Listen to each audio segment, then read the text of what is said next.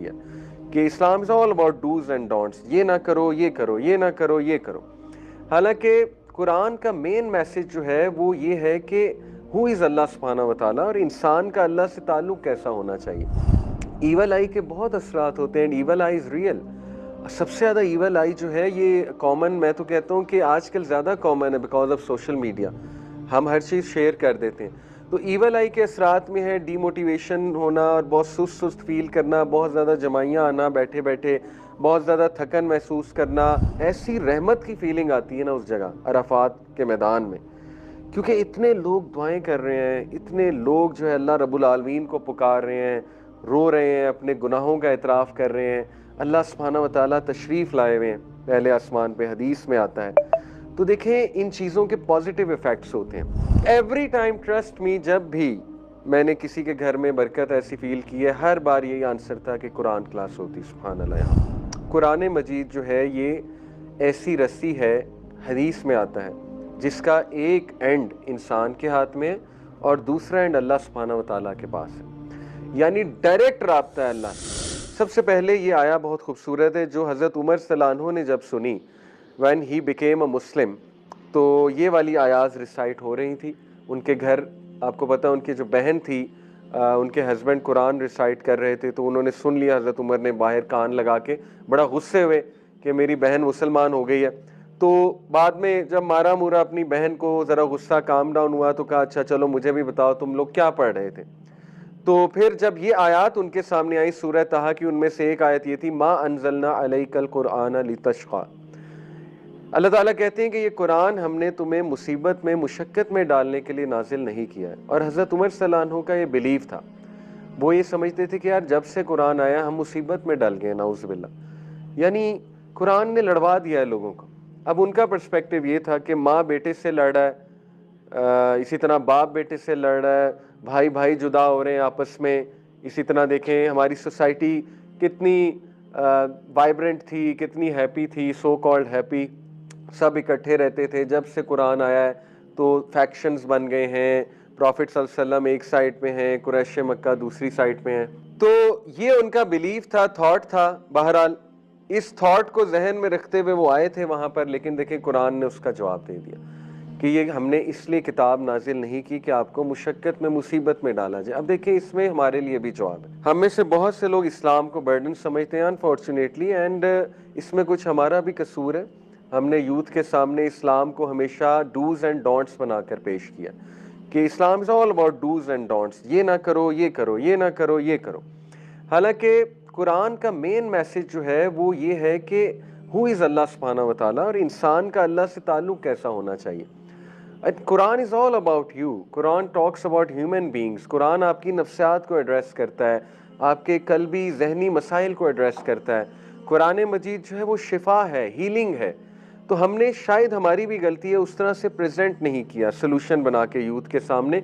तो चूंकि उनके सामने बस डूज एंड डोंट्स की तरह ही कुरान मजीद आया है, दैट्स द रीज़न कि शायद हमारी यूथ कुरान को, इस्लाम को बस एक बर्डन समझे हुए। तो देखिए अल्लाह सुब्हानहू व तआला ने इसमें आंसर दे दिया कि कुरान एक बर्डन नहीं है, कुरान तुम पे मुश्किल डालने नहीं आया। अब इसको हम एनालाइज करते हैं इस आया को, ठीक है, और मैं आपके सामने जो है वो कुछ कुरान के नाम प्रेजेंट करता हूँ। कुरान मजीद खुद अपने ये नाम हमें बताता है।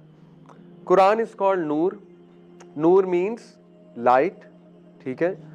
कुरान मजीद कॉल्स इटसेल्फ हुदा, हुदा हिदायत देने वाली किताब, गाइडेंस देने वाली किताब। You need guidance, you are lost, are you a lost soul, read the Quran, come to the Quran, Quran will guide you what to do. उसके बाद रहमा, कुरान मजीद ने अपने आप को रहमा कहा, mercy, you need mercy of Allah, अपनी ज़िंदगी में रहमत लाना चाहते हो, अपने घरों में रहमत लाना चाहते हो, कुरान के साथ कनेक्ट हो जाओ। कुरान कॉल्स इटसेल्फ शिफा, शिफा of every type, trust me. रुकिया, आपको पता है ना, पूरा एक फील्ड है इस्लामिक, आप कह लीजिए थेरेपी या एक इलाज है। आयात पढ़ी जाती हैं, राकी होता है ना, वो कुछ आयात पढ़ता है मरीज़ पे। तो कुरान का शिफा होना साबित भी है। आपको पता है कि सूरह अल बकरा में शिफा है, प्रॉफिट सल्लल्लाहु अलैहि वसल्लम में सूरह फातिहा उसको कहा शिफा है। उसमें अपने बीमारों पे ज़्यादा से ज़्यादा सूरह फातिहा पढ़ो, उसके बड़े मिरेकुलस इफ़ेक्ट्स हैं। मैंने खुद विटनेस किया हुआ है ये, मेरी फैमिली में बहुत ज़्यादा बीमार था कोई, मैंने ख़ुद कुरान उन पे रिसाइट करके उसके मिरेकुलस इफ़ेक्ट्स अल्हम्दुलिल्लाह देखे। सूरह अल बकरा is very powerful in that context. Having said it, medicine का इलाज भी कराना चाहिए, बट ये कि कुरान के अपने असरात हैं, सुभान अल्लाह। आपको पता है बहुत से लोग सूरह रहमान के इफ़ेक्ट्स बताते हैं, आईसीयू में सूरह रहमान की तिलावत। बहरहाल हदीस में तो सूरह रहमान स्पेसिफ़िकली नहीं आता, हदीस में सूरह फातिहा और सूरह अल बकरा का तज़किरा स्पेसिफ़िकली आता है, बट पूरा का पूरा कुरान अल्हम्दुलिल्लाह शिफा है। तो रुकिया जब करते हैं उसमें स्पेशली देखें ईवल आई के बहुत असरात होते हैं, ईवल आई इज़ रियल। सबसे ज़्यादा ईवल आई जो है ये कॉमन, मैं तो कहता हूँ कि आजकल ज़्यादा कॉमन है बिकॉज ऑफ सोशल मीडिया, हम हर चीज़ शेयर कर देते हैं। तो ईवल आई के असरात में है डीमोटिवेशन होना और बहुत सुस्त सुस्त फील करना, बहुत ज़्यादा जमाइयाँ आना बैठे बैठे, बहुत ज़्यादा थकन महसूस करना, बैठे बैठे कोई बीमारी हो जाना। बहरहाल ये कुछ इफ़ेक्ट्स बताए हैं स्कॉलर्स ने। तो ईवल आई का इफ़ेक्ट आप देख लीजिए मौविज़तैन में। मौविज़तैन का मतलब है जो 11 वर्सेस हैं, यानी सूरह फलक एंड सूरह नास। तो कुरान मजीद शिफा भी है, नो डाउट अबाउट दैट। इसी तरह कभी किसी पे पोजेशन हुआ हो जिन की तरफ से, तो कुरान की मखसूस आयात पढ़ी जाए तो जाहिर है कि वो जिन बहुत इफ़ेक्ट होता है उससे। और राकीज़ आपने देखा है कुरान मजीद की आयात पढ़ के फिर उसका इलाज करते हैं जिस पे पोजेशन भी हुई हो। तो इस सेंस में भी कुरान मजीद सुभान अल्लाह शिफा है। इसी तरह कुरान मजीद ने जिक्र कहा अपने आप को, जिक्र जिसमें तज़किरा है, जिसमें स्टोरीज़ हैं, और वो स्टोरीज़ बहुत ही अमेजिंग है। मैं आपके सामने रखता हूँ कुछ इंशाल्लाह। कुरान मजीद ने अपने आप को करीम कहा। एक कुरान के बहुत बड़े स्कॉलर हैं, हाफिज़ सलाहुद्दीन नाम है उनका, तो माशाल्लाह प्रोफेसर हैं कुरान के। तो वो मेरे साथ एक बार बैठे हुए थे और मुझे उन्होंने नसीहत की कि देखो अगर आपने कुरान मजीद से सही फ़ायदा उठाना है तो कुरान अपने आप को कहता है करीम, कुरान करीम। तो ही सेड कि यू हैव टू बिकम करीम एज वेल।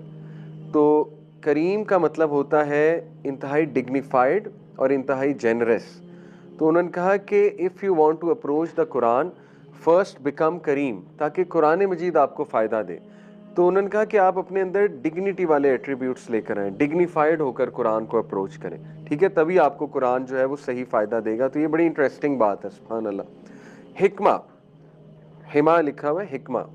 कुरान मजीद ने हिकमा कहा अपने आप को, a book of wisdom, Yasin वल कुरानिल हकीम। कुरान मजीद में वो रूल्स हैं, वो प्रिंसिपल्स हैं, अभी मैं आपके सामने रखूँगा, जो आज मॉडर्न साइकोलॉजी, मॉडर्न सोशोलॉजी हमारे सामने जो कॉन्सेप्ट्स रख रहे हैं। कुरान मजीद ने अपने आप को मुबारक कहा कि एक ऐसी किताब जो बाबरकत है। और इसके ऊपर असलाफ का मैं आपको एक कोट सुनाता हूँ, बड़ा खूबसूरत कोट है। ये कोट है जी, जस्ट मोमेंट जी, मोहम्मद अमीन अशनकिती रहिमहुल्लाह एक सलफ हैं, वो कहते हैं सम ऑफ द उलमा ऑफ तफसीर said we busied ourselves with the Quran and we were overwhelmed with the blessings and bounties in this world in confirmation of the ayah this Quran is a blessed book। वो कहते हैं कि उलमा जो तफसीर के उलमा हैं उनसे हमने सुना कि उन्होंने अपने आप को कुरान के साथ बिज़ी किया और उन्होंने अपनी आंखों से कुरान की बरकतें अपनी ज़िंदगियों में देखी। और ये सिर्फ ये बात नहीं है, कई लोग उनके मैं घर गया और मुझे उनके घर में एक बहुत ही सेरेनिटी की फीलिंग, पीस की फीलिंग। आपको पता है हम विंड्स ऑफ चेंज जब हमारा टूर होता है, लोग हमें अपने घरों में ठहराते हैं, माशाल्लाह मोहब्बत करते हैं, घरों में इनवाइट करते हैं खाना वगैरह खिलाने के लिए। अक्सर घरों में जाके ना मुझे बहुत एक सेरेनिटी वाली फीलिंग, पीस वाली फीलिंग, ट्रैंक्विलिटी, जैसे ना यहाँ इस घर में बरकत बहुत ज़्यादा फील हो जाती है, पॉजिटिव एनर्जी होती है एक जगह की, ठीक है ना। जैसे मैं आपको बताऊं कि अराफात हज किया है किसी ने यहाँ पे, माशाल्लाह। आप लोग मेरे साथ इंशाल्लाह इस बात की गवाही दोगे कि डे ऑफ अराफा 9 ज़िलहज, उस दिन एकदम से मौसम ठंडा हो जाता है तकरीबन असर के बाद, और एक ऐसी रहमत की फीलिंग आती है ना उस जगह अराफात के मैदान में, क्योंकि इतने लोग दुआएं कर रहे हैं, इतने लोग जो है अल्लाह रब्बुल आलमीन को पुकार रहे हैं, रो रहे हैं, अपने गुनाहों का एतराफ़ कर रहे हैं। अल्लाह सुब्हानहू व तआला तशरीफ़ लाए हुए हैं पहले आसमान पे, हदीस में आता है। तो देखें इन चीज़ों के पॉजिटिव इफ़ेक्ट्स होते हैं, वो energy, you could feel the energy. आप कभी इंशाल्लाह हज करने जाएंगे ना अराफात में, remember my words, you will feel this energy, you will feel amazing. आपको लगेगा मेरी ज़िंदगी का मकसद पूरा हो गया अराफात में जाके, मैदान अराफात में जाके, ठीक है। तो मैं कुछ लोगों के घरों में जाता हूँ, यकीन करें कि इतनी बरकत, इतनी रहमत फील होती है, और every time I ask them कि क्या वजह है, एवरी टाइम आंसर वाज कि हमारे घर में कुरान क्लास होती है। एवरी टाइम मेरी मदर कुरान पढ़ाती हैं, या ये आंसर होता है, या ये होता है कि हमारे घर में ना माशाल्लाह कुरान क्लास होती है। मैं रहीम यार खान गया, वहाँ पे घर में हम ठहरे, माशाल्लाह बहुत मुझे सेरेनिटी फील हुई, नींद बहुत अच्छी आई। उससे भी पता लग जाता है ना, ख्वाब बहुत अच्छे आते हैं, जाहिर है वो लोग ठहराते हैं घर में। तो हमने पूछ लिया कि माशाल्लाह बड़ा हमें पीसफुल महसूस हुआ आपके घर में। उन्होंने कहा हम आपको बेसमेंट दिखाते हैं। बेसमेंट में माशाल्लाह कुरान क्लास, पूरा बेसमेंट डेडिकेट किया, कुरान की क्लास होती है, अलहुदा के लिए डेडिकेट किया। और उसकी मैंने तस्वीर भी खींची थी बेसमेंट की, बड़ा खूबसूरत बेसमेंट उन्होंने ज़बरदस्त करके बनाया हुआ है माशाल्लाह। तो एवरी टाइम ट्रस्ट मी, जब भी मैंने किसी के घर में बरकत ऐसी फील की है, हर बार यही आंसर था कि कुरान क्लास होती, सुभान अल्लाह यहाँ में। और कुरान क्लास के असरात ऐसे ज़बरदस्त हैं कि ठीक है, हो सकता है यंगस्टर्स इतना ना बैठे उस क्लास में, क्योंकि आपको पता है कि हमारी जो यंग जनरेशन है उनका अटेंशन स्पैन बिल्कुल ही 5 सेकेंड 6 सेकेंड है। उसके बाद जोन आउट हो जाते हैं, जेन जी हमारी, ठीक है ना, कहीं और पहुंच जाते हैं। तो आपको पता है कुरान के लिए एक सब्र चाहिए समझने के लिए, कुरान की तफसीर पढ़ने के लिए आपको पेशेंस चाहिए। एक स्लो क्लास होती है। बट ये भी ट्रस्ट में, मेरा आंखों देखा जो है ना, मैं इसका शाहिद हूँ, यानी शाहिद हूँ कि जिन घरों में कुरान क्लास होती है उनके बच्चे सिर्फ बैठ ही जाए ना कुरान क्लास में, चाहे उनको उस वक्त इतनी समझ ना लगे, चाहे वो कहें जी कि नहीं हम इतना मोटिवेटेड नहीं है, लेकिन ट्रस्ट मी, रेस्ट अश्योर्ड, उनके ऊपर कुरान के असरात आते ही आते हैं, और उनके सबकॉन्शियस अफेक्ट और अनकॉन्शियस पे जाकर कुरान इफेक्ट करता है, और कभी ना कभी इंशाल्लाह उसके असरात आपको नजर आएंगे, फ्रूट्स नजर आएंगे। तो बहरहाल कुरान जो है एक मुबारक किताब है। कुरान ने अपने आप को हबल कहा, रस्सी। कुरान मजीद जो है ये ऐसी रस्सी है, हदीस में आता है, जिसका एक एंड इंसान के हाथ में है और दूसरा एंड अल्लाह सुब्हानहू व तआला के पास है।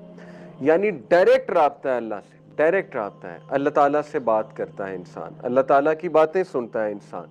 और कुरान वो हबल है, वो रस्सी है जो फिरका वारियत को तोड़ देगी। ahsanul हदीस कुरान ने अपने आप को कहा कि ऐसी किताब जिसमें बेहतरीन स्टोरीज हैं। ahsanul हदीस ये सूरह यूसुफ में भी आता है कि ahsanul क़सस कहा सूरह यूसुफ को, बेस्ट ऑफ स्टोरीज। ahsanul हदीस कुरान ने खुद अपने आप को कहा कि ये ऐसा तज़किरा है जिसमें आसन तरीन, बेस्ट तरीन जो है वो स्टोरीज हैं। अब मैं आपके सामने मा अंज़लना अलैकल कुरान लितश्का, उसको सामने रखते हुए कुछ साइकोलॉजी के टॉपिक्स बताता हूँ। देखिए, कुरान कहता है कि कुरान तुम पर बोझ डालने नहीं आया। ये अनफॉर्चुनेट है कि हमने इस्लाम को एक बोझ बना दिया यूथ के लिए। असल में इस्लाम कल्चर्स को डिस्ट्रॉय करने नहीं आया, ये बात याद रखें, कल्चर्स को रिफॉर्म करने आया। इसी तरह इस्लाम डिज़ायर्स को डिस्ट्रॉय करने नहीं आया, डिज़ायर्स को डिसिप्लिन करने आया। इन दैट सेंस कुरान मजीद रहमत है, बहुत बड़ी रहमत है, क्योंकि कुरान आपको बता रहा है कि ये चीज़ करो, ये चीज़ ना करो।